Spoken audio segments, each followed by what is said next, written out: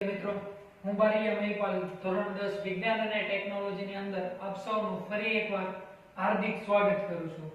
વિદ્યાર્થી મિત્રો, કેસીટી લર્નિંગ ચેનલની અંદર આપ સૌ નવા હો તો લાઈક, કોમેન્ટ અને સબસ્ક્રાઇબ કરવાનું ન ભૂલતા. આપણે વાત કરતા હતા યુનિટ 7. 7મા યુનિટની અંદર છેલ્લો મુદ્દા વિશે ભણવાનું હતું, અંતઃસ્ત્રાવી ગ્રંથિઓ વિશે. ઈ પહેલા છે વિદ્યાર્થી મિત્રો, આપણે ગયા લેક્ચરની અંદર માનવ મગજની રચના, ત્યારબાદ આપણે ચેતાકોષ વગેરે વિશે આપણે અભ્યાસ કર્યો હતો. ત્યારબાદ એની પહેલા આની પછીનો લેક્ચર એટલે કે જે છેલ્લો લેક્ચર લેવાનો એની અંદર વનસ્પતિમાં છે એ આવર્તન વિશે આપણે અભ્યાસ કર્યો હતો. એ થોડા પ્રમાણમાં રિવિઝન. વનસ્પતિમાં આવર્તન કેવા પ્રકારનું જોવા મળે, કઈ રીતે સામાન્ય એના પ્રકાર કેટલા જોવા મળે છે, ભૂઆવર્તી, પ્રકાશાનુવર્તી, ધન ભૂઆવર્તી, ઋણ ભૂઆવર્તી. તો આ બધી વિશે આપણે ગયા લેક્ચરની અંદર અભ્યાસ કર્યો છે. હવે જે અભ્યાસ કરવાનો છે કે માનવમાં અંતઃસ્ત્રાવી ગ્રંથિ. વિદ્યાર્થી મિત્રો, અંતઃસ્ત્રાવી ગ્રંથિ એટલે કે માનવીના શરીરની અંદરથી જે અંતઃસ્ત્રાવ અંદરની તરફથી થતો સ્ત્રાવ, જેને અંતઃસ્ત્રાવ તરીકે ઓળખવામાં આવે. આ અંતઃસ્ત્રાવ છે એની વિશે વાત કરવાની છે કે ભાઈ માનવીની શરીરની અંદર જોવા મળતા અમુક અંતઃસ્ત્રાવ. દાખલા તરીકે છે તમે વધુ પ્રમાણમાં શુગર ખાવાથી કે વધુ તમારા શરીરની અંદર બ્લડમાં શુગરનું પ્રમાણ થવાથી તમને ડાયાબિટીસ પ્રકારનો રોગ થાય. ત્યારબાદ તમે થાઇરોઇડ પ્રકારનો રોગ, જે ગળાની અંદર છે ગાંઠો સ્વરૂપે જોવા મળે, એવા પ્રકારનો જે આયોડિનની ઉણપથી થાય. તો આવા પ્રકારના જે રોગો થવાની કારણ છે અમુક એવા આપણા શરીરના અંગો છે જેને અંતઃસ્ત્રાવી ગ્રંથિઓ તરીકે ઓળખવામાં આવે. સામાન્ય અંતઃસ્ત્રાવના ગુણધર્મ વિશે વાત કરું તો અંતઃસ્ત્રાવ કોને કહેવામાં આવે? તો કે અંતઃસ્ત્રાવ એટલે માનવીના શરીરની અંદર ઉત્પન્ન થાય છે કોઈ પણ નિશ્ચિત પ્રકારના કોષ કે પેશીમાંથી ઉત્પન્ન થાય અને સીધો રુધિરમાં ભળે. જો કોઈ પણ પેશી કે કોષમાંથી ઉત્પન્ન થઈ અને સીધો રુધિરમાં ભળે, રુધિરમાં ભળ્યા બાદ જે જગ્યાએ કાર્ય બાદ સંપૂર્ણ નષ્ટ પામે, એટલે કે જે જગ્યાએ તેનું કાર્ય છે એ કાર્ય કર્યા બાદ તે સંપૂર્ણ રીતે નષ્ટ પામે છે. ત્યારબાદ બીજી વસ્તુ કે એ અંતઃસ્ત્રાવ જ્યાં ઉત્પન્ન થાય છે ત્યાં કોઈ પણ પ્રકારનું નુકસાન કરતો નથી. તમે માનવીનું પાચન તંત્ર વિશે અભ્યાસ કરો તો માનવીના પાચન તંત્રમાં જોઈએ કે જઠર એક એવા પ્રકારનું અંગ છે જેની અંદર મંદ HCl નો સ્ત્રાવ થાય. વિદ્યાર્થી મિત્રો, HCl નો સ્ત્રાવ થાય એટલે કે એક પ્રકારના એસિડ નો સ્ત્રાવ કહેવાય. તો ત્યાં તો આપણે કોઈ જઠરની અંદર તો નથી હાડકું કે નથી કોઈ એવા પ્રકારનું અંગ કે જેના કારણે તમે એ વસ્તુ છે જ્યાં એને અંતઃસ્ત્રાવ પ્રત્યેથી રક્ષણ આપી શકે. સદા અંતઃસ્ત્રાવનો સ્ત્રાવ થાય છે, જઠરને કશું થતું નથી. તો એવા પ્રકારની છે કે જે અંગમાંથી ઉત્પન્ન થાય કે જે પેશી કે કોષમાંથી ઉત્પન્ન થાય છે એને કોઈ પણ પ્રકારનું નુકસાન કરતો નથી. ત્યારબાદ ઉત્પન્ન થઈ અને રુધિરમાં ભળે, સીધો રુધિરમાં ભળે. ત્યારબાદ કે અંતઃસ્ત્રાવ છે ઈ જરૂરિયાત પ્રમાણે નિયમિત રીતે એનું છે સ્ત્રાવ થતો જોવા મળે છે કે જેટલા પ્રમાણમાં જરૂરિયાત છે તે પ્રમાણે નિયમિત રીતે સ્ત્રાવ થતો જોવા મળે છે. ત્યારબાદ જો અંતઃસ્ત્રાવ આપણા શરીરની અંદર નિયમિત પ્રમાણમાં ન થાય કે એનો નિયમિત પ્રમાણમાં સ્ત્રાવ નથી થતો તો તમારા બાહ્ય રીતે કોઈ ટેબ્લેટ સ્વરૂપે અથવા કોઈ ઇન્જેક્શન સ્વરૂપે આપણે લઈએ. દાખલા તરીકે ત્યારે તમારા ઘરની અંદર વૃદ્ધ માણસ કોઈ વ્યક્તિ જેના પછી છે ટેબ્લેટ લેતા હોય અથવા છે કોઈ ઇન્જેક્શન લેતા હોય તો એ ઇન્સ્યુલિનનું ઇન્જેક્શન લે કે જે જમ્યા બાદ એના બ્લડમાં શુગરનું પ્રમાણ જે છે એ શુગરનું પ્રમાણ મેન્ટેન કરવા માટે એના શરીર સ્વાદુપિંડના બીટા કોષો છે ઇન્સ્યુલિન ઉત્પન્ન કરી શકતા નથી અથવા પૂરતા પ્રમાણમાં ઇન્સ્યુલિન ઉત્પન્ન નથી થતું. એટલા માટે એને બાહ્ય રીતે જે ટેબ્લેટ અથવા ઇન્જેક્શન સ્વરૂપે છે લેવામાં આવે છે. તો આપણા શરીરના સંતુલનની અંદર આપણે શરીરનું નિયમન અને સંકલન વિશે વાત કરીએ તો અંતઃસ્ત્રાવ આપણા શરીરનું નિયમન અને સંકલન કરવામાં એક મહત્વનો અને અગત્યનો ભાગ ભજવે છે. આ મહત્વ અને અગત્યના ભાગની અંદર તમારા શરીરની અંદર જો કોઈ પણ અંતઃસ્ત્રાવ, દાખલા તરીકે નર જાતીય અંતઃસ્ત્રાવ, જે નર જાતીય અંતઃસ્ત્રાવ છે તેને સામાન્ય રીતે આપણે છે શુક્રપિંડ તરીકે ઓળખીએ.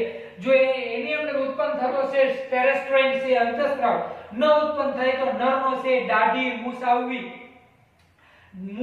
દાઢી આવવી, ઘેરો અવાજ, હાડકા મજબૂત થવા, પડસંદ શરીર થવું, આમ તમારું મજબૂતાઈ વાળું શરીર થવું જે છે જોવા મળતું નથી. એના કારણે તમે તમારું છે એ નર હોવાનું છે સાબિત થાય છે. તમે અમુક છે જો કે કોઈ વ્યક્તિઓ છે જેને છે એ સામાન્ય રીતે છે આ અંતઃસ્ત્રાવની ઉણપ હોય તો આ અંતઃસ્ત્રાવની ઉણપના કારણે પોતાના શરીરના હાડકાનું એનો કંકાલ તંત્ર મજબૂત જોવા મળતું નથી. ત્યારબાદ નારી જાતીય અંતઃસ્ત્રાવ જેને માદા અંતઃસ્ત્રાવ તરીકે ઓળખવામાં આવે, જેને કહેવામાં આવે છે અંડપિંડ.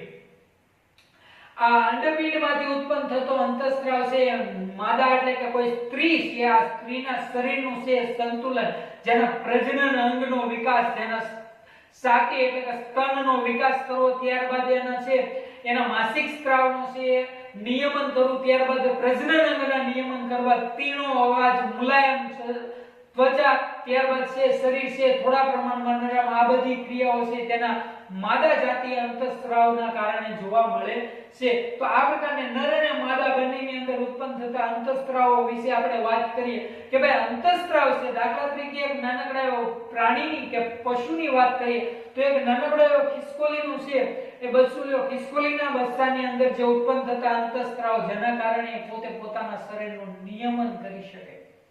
એવી રીતે કે આપણા શરીરની અંદર પણ છે માનવી છે પોતે પોતાના અંતઃસ્ત્રાવો દ્વારા છે નિયમન જોવા મળે. તમે જો કોઈ જગ્યાએ વાગ્યા પછી એટલે કે તમને કોઈ જગ્યાએ થોડા પ્રમાણે ઇન્જરી થાય અને બ્લડ છે ત્યાં થોડો ટાઈમ વહે છે અને થોડા ટાઈમ બાદ બ્લડ છે પોતે પાછું છે ગ્રંથાઈ જવાની ક્રિયા જે એક અંતઃસ્ત્રાવ દ્વારા જોવા મળે છે. તો એવા જ અંતઃસ્ત્રાવની આપણે વાત કરવી છે કે ભાઈ નર જાતીય અને માદા જાતીય અંતઃસ્ત્રાવ કેવા જોવા મળે.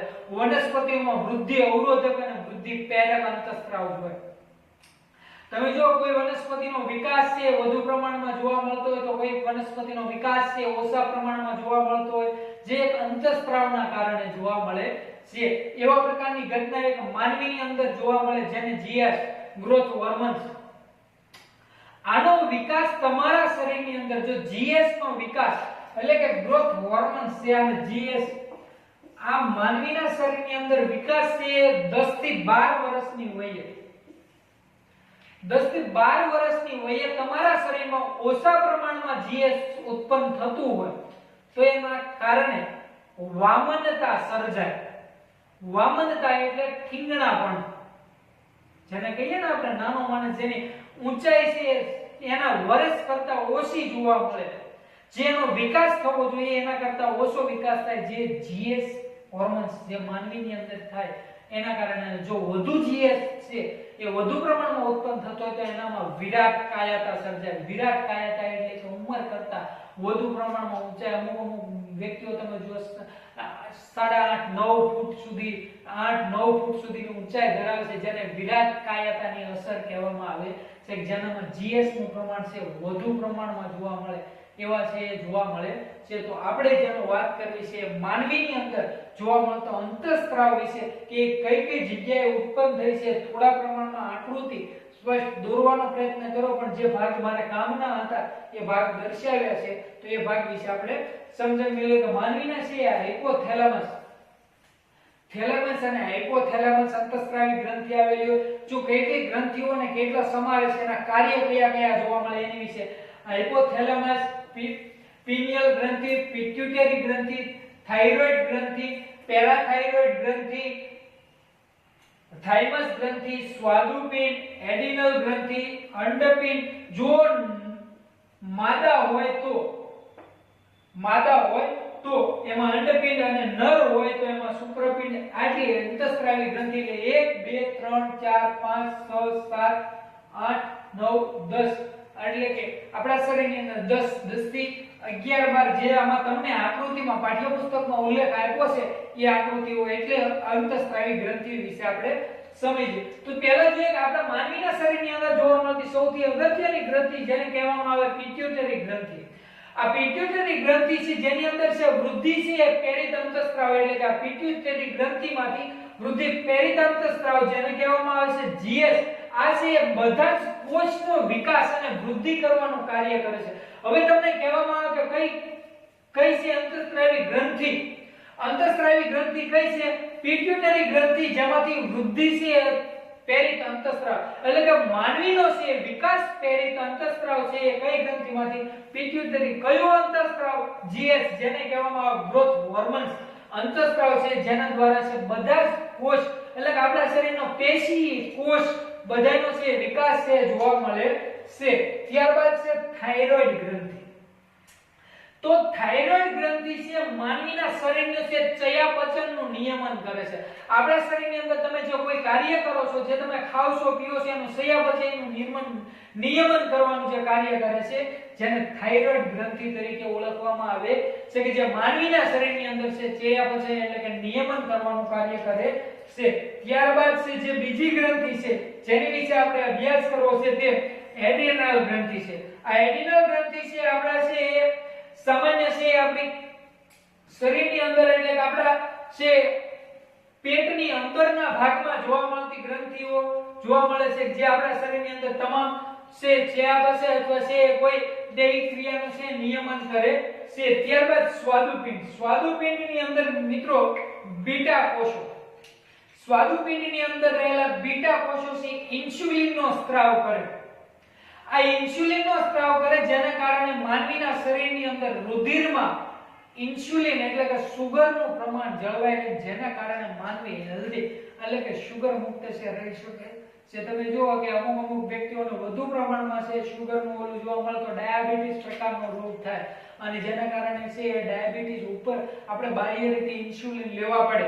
તો આવા પ્રકારની જે ક્રિયાઓ છે એ સ્વાદુપિંડના બીટા કોષ દ્વારા છે આ નિયમન થતું જોવા મળે છે. પેરાથાઇરોઇડ ગ્રંથિ જેને થાઇરોઇડ ગ્રંથિ.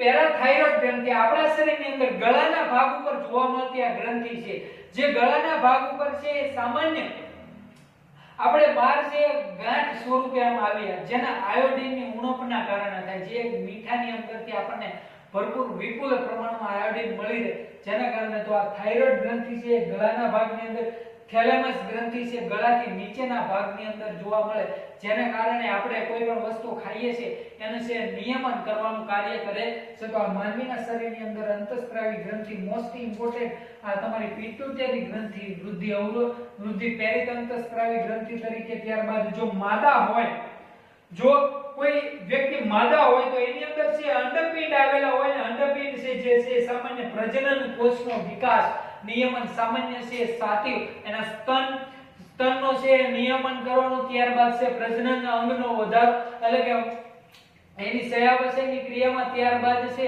એના માસિક સ્ત્રાવની અંદર છે જોવા મળતી ક્રિયાઓ, જે માદા છે એના શરીરની અંદર થતી જોવા મળે છે, જેને છે સામાન્ય મુલાયમ ત્વચા, તીણો અવાજ, દાઢી મૂછ ન આવવી વગેરે ક્રિયાઓનો નિયમન છે એ અંડપિંડ દ્વારા જોવા મળે છે. અને જો નર હોય એટલે કે પુરુષ જાતિ અંતઃસ્ત્રાવ, તો એમાં શુક્રપિંડ હોય, એની અંદર રહેલો ટેરેસ્ટ્રાઇલ અંતઃસ્ત્રાવ જે છે ગહેરો અવાજ, મજબૂત બોડી, દાઢી મૂછ વગેરે ક્રિયાઓનું છે નિયમન કરે, જેના કારણે છે વ્યક્તિ પુરુષ કે નર અને માદા છે બંને છે અલગતા જોવા મળે છે અંડપિંડ અને શુક્રપિંડના આધારે. તો આ પ્રકારની છે આ છેલ્લો મુદ્દો હતો. આ છેલ્લા મુદ્દાની અંદર ખાસ મોસ્ટ ઇમ્પોર્ટન્ટ વસ્તુ છે કે ભાઈ ખાલી અંતઃસ્ત્રાવી ગ્રંથિઓ છે એ ક્યાં જોવા મળે છે અને એનું કાર્ય શું છે. બાકી તમને આમાં કોઈ વધુ ડીપમાં આ પ્રશ્ન પૂછાઈ શકે એવો નથી, પણ એક માહિતી માટે તમને આ પ્રશ્નની વાત કરી છે કે અંતઃસ્ત્રાવી ગ્રંથિઓ ક્યાં જોવા મળે, કઈ રીતનું છે જોવાય એની વિશે.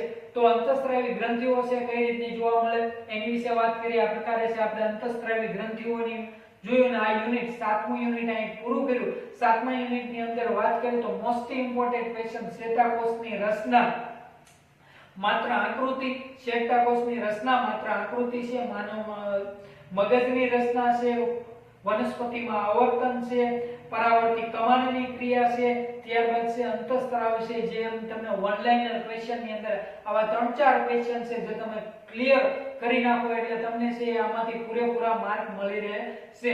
તો આપ સૌ આ કેજીટી લર્નિંગ ચેનલ ની અંદર મુલાકાત લીધી, અને આપ સૌ છે આ વિડિયોને વધુમાં વધુ લાઈક, કોમેન્ટ અને સબસ્ક્રાઇબ કરો, વધુમાં વધુ શેર કરો તમારા ભાઈબંધ દોસ્તાર જેને 10મા ધોરણની અંદર અભ્યાસ કરે તેની સુધી છે પહોંચતો કરો.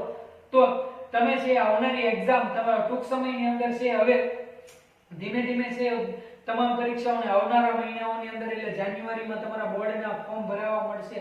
જો કોરોના કાળની પરિસ્થિતિ થોડા પ્રમાણમાં કંટ્રોલ થશે તો તમારી સ્કૂલ પણ ઓપન થશે. તો આ સ્કૂલ ઓપન થશે તો 50% સંખ્યાઓની લિમિટ હશે. તો સરકારે અત્યારે પોતે પોતાની છે બોર્ડની એક્ઝામ લેવા માટે મક્કમ છે. તો તો તમે અત્યારથી છે બોર્ડની એક્ઝામની તૈયારી કરવા મળજો. તમારી પાસે ટાઈમ છે. Wish you all the best and best of luck. અસ્તુ. જય